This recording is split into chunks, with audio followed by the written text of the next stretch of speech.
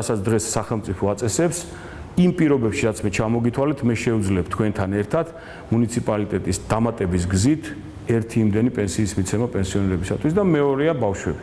ბავშვები.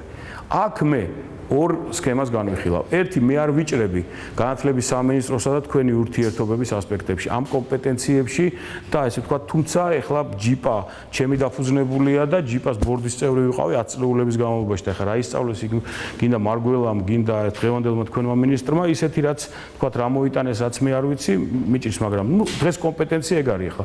დათო სერგეენკო განათლების მინისტრიც მე ჩამოვიყვანე რუსთავში და ბავშვთა სამშობლოში დაიწყო მუშაობა ჩემი ინიციატივით, ხო? ეს ცალკე ასპექტია, პიროვნული ურთიერთობის ასპექტი, მაგრამ ეს დღეს სახელმწიფოს თამაშის წესები არის გაწესებული. მე ვიქნები თქვენი ინტერესების დამცველი.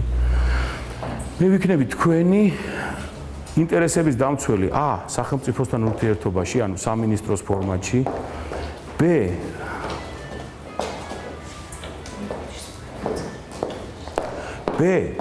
მე ვიქნები თქვენი ინტერესების დამცველი თქვენი და სკოლის ხელმძღვანელობასთან ურთიერთობაში.